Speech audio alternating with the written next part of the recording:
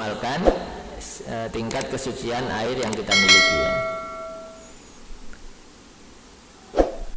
Nah kemudian walidzalika masih tarjih beliau ajma'al ulama ala annal ma'al katsir la tufsiduhun najasa al-qalilah. Air yang banyak tidak dirusak, tidak bisa dirusak oleh najis yang sedikit. Fa idza taba'al ghasil subbal ma'i 'ala al-makan an-najis awil 'udu an-najis fayuhilul ma' daruratan 'ainan najasah bi kathratihi.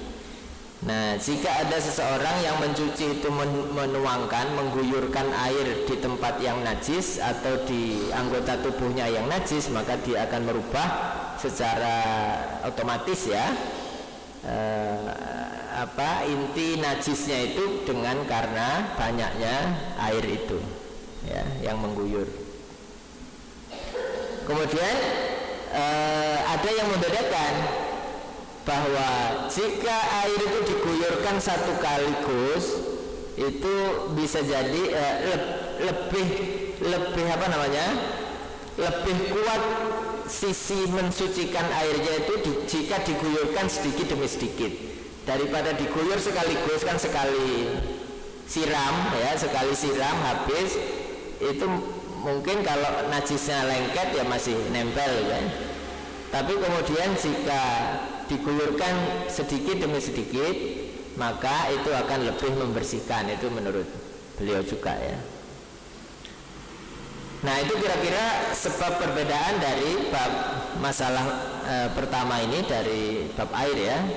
Sekarang masalah yang kedua, air yang tercampur oleh sesuatu yang suci seperti za'faron. Za'faron itu nama bunga ya atau minyak, bunga yang dijadikan minyak wangi atau yang lain. Yang penting sesuatu yang tercampur itu suci ya.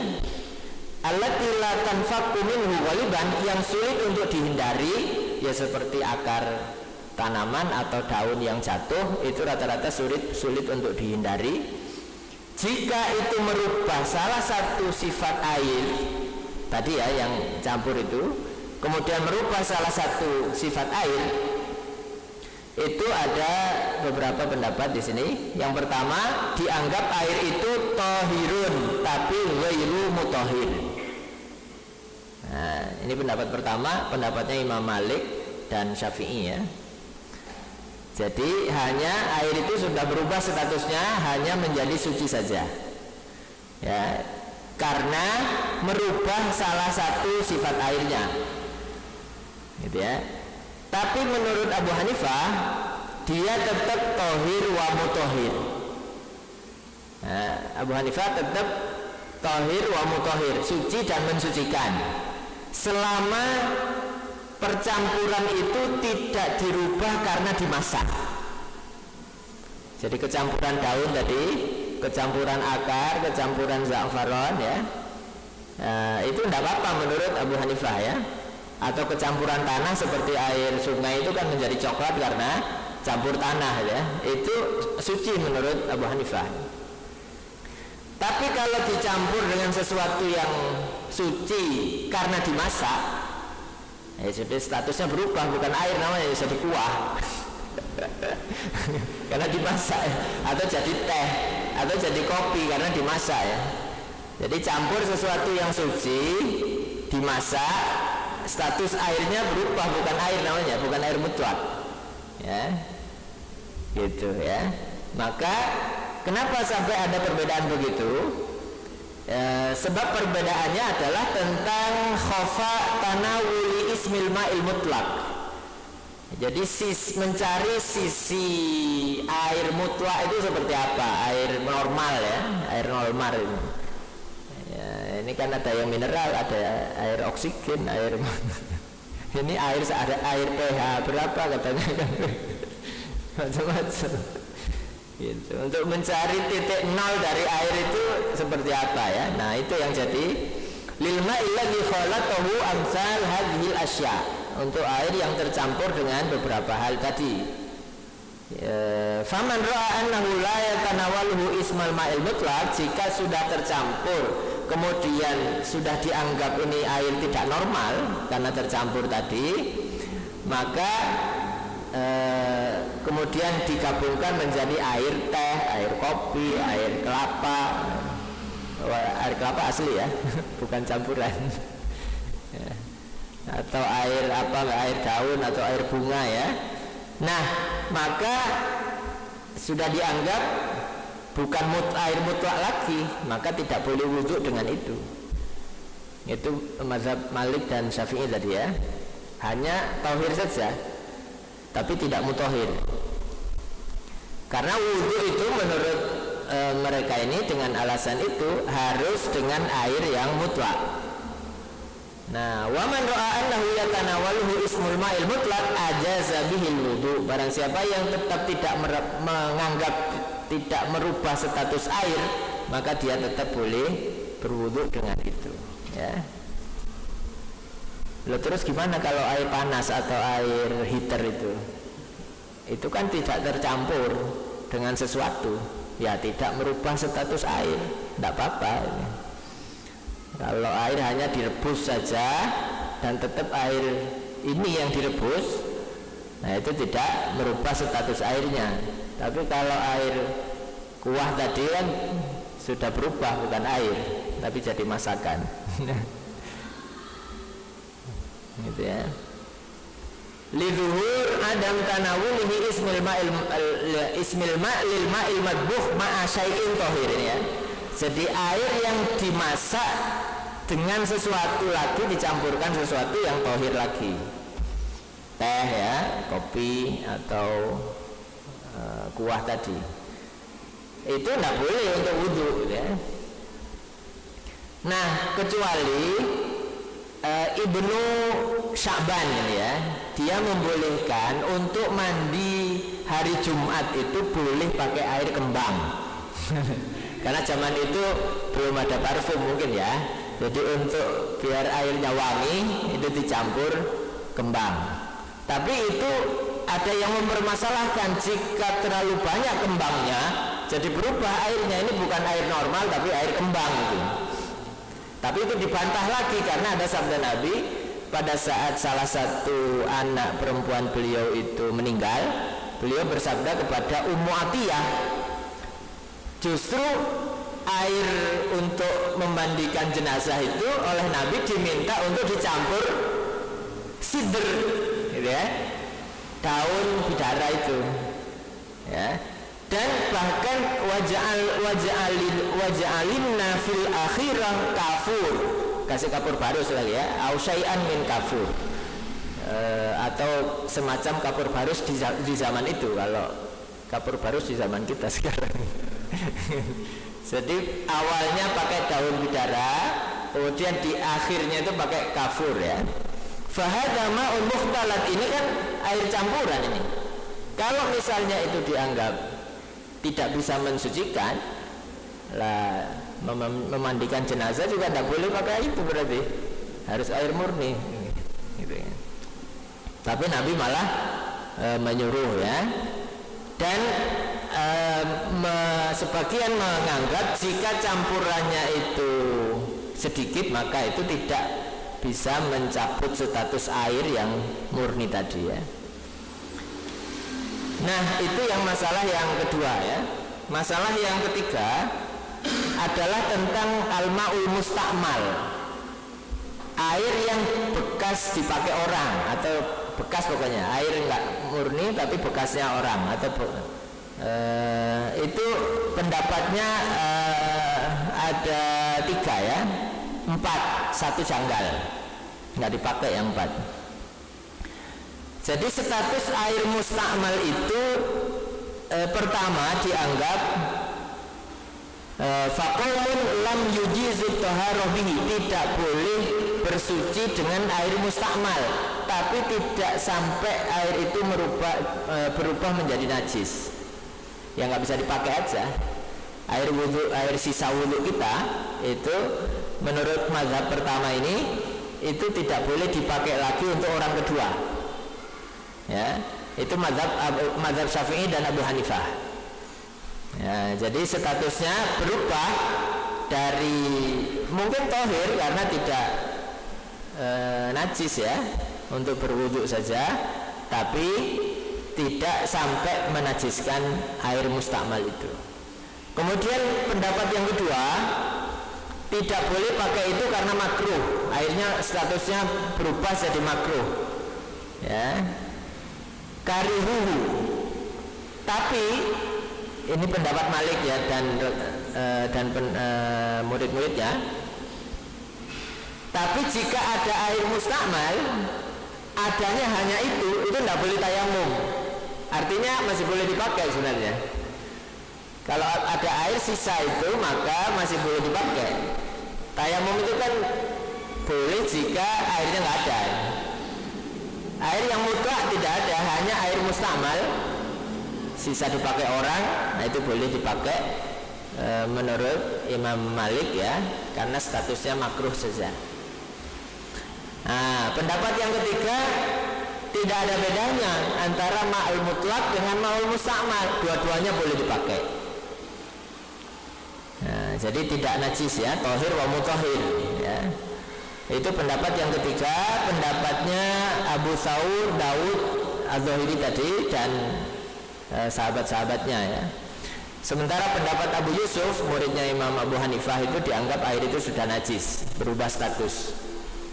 Mungkin pendapat Daud ini dikuatkan dengan para sahabat itu berebut sisa air wudhunya Nabi untuk nyari berkahnya ya. Jadi semua yang nempel kepada fisik Nabi itu berkah.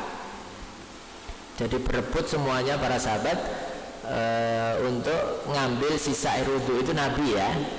Kalau zaman kita nggak ada orang yang maksum sekarang. Berebut sisa air siapa misalnya. Zaman Nabi memang terjadi itu ya, bahwa hampir mereka itu yaktatilun, hampir saling berperang begitu karena rebutan sisa airnya Nabi ya, sisa wudhunya itu. Nah dari situ mungkin, nah ini tidak apa-apa dipakai. Nah mungkin nanti dikuatkan juga dengan hadis misalnya Nabi itu pernah mandi besar dari satu bejana dengan istrinya ya. Jadi bisa jadi bejana zaman itu ya, bak mandinya kan tidak sebesar zaman kita ya. Jadi gantian nyiduk itu kan pasti ada percik yang balik lagi ke baknya, artinya masih itu mustakmal kan, mustakmal. Atau kita lah kalau mandi guyur itu kan ada yang balik ke baknya lagi, nah, itu statusnya mustakmal ini. Atau bahkan kadang agak keruh airnya karena air sabunnya kadang masuk gitu. Nah itu mustakmal ya. Nah kemudian di sini ya, wasababul khilaf fi hadza aidan ma yuzannu min annahu la yatanawaluhu ismal ma'il mutlaq. Jadi air yang sudah dipakai orang itu dianggap oleh sebagian sudah berubah statusnya dari air mutlak menjadi air yang derajatnya lebih rendah ya. Hatta inna ba'dahum ghala, sebagian sampai hulu berlebihan ya dalam bersikap bahwa ismal ghassalah ahaqqu bihi min ismil ma'. Nah, ini hulu ya, bahwa air yang bekasnya orang itu ya, kalau kita mengatakan misalnya air sisa cuci piring ya air cuci piring kan gitu ya. Air sisa cepok ya air comberan misalnya kan, sudah berubah status. Ini dianggap hulu kalau memang bekas dari hal yang suci. Kalau bekas yang najis jelas jadi najis airnya ya, airnya jadi najis. Wa qad sabata anna nabi kana ashabu yaqtatilun tadi ya, para sahabat saling berebut untuk mendapatkan sisa air wudhunya Nabi. Wala budda an yaqa minal ma'il mustakmal fil ina baqiya fihi al-fadl. Wa bil jumlah fa huwa ma'un mutlaq. Secara umum air itu masih mutlak. Air mustakmal itu secara umum masih mutlak selama kita yakin belum tercampur, hanya orang itu suci tapi pakai cuci tangan aja. Jadi tangannya suci tapi untuk cuci tangan aja. Jadi air ini tidak berubah statusnya. Kalau orang tadi itu sudah kena najis terus dicelupkan, ya najis ya.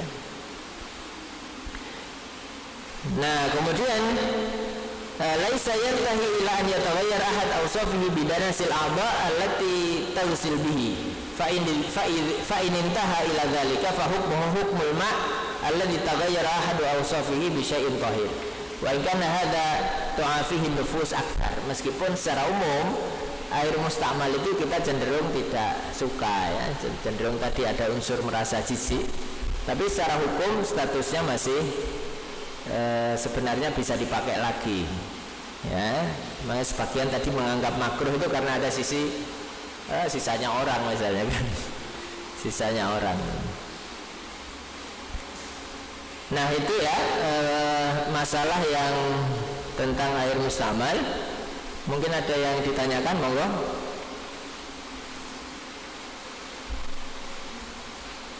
Silakan.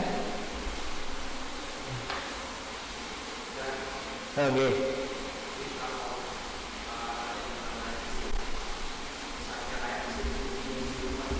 Oke.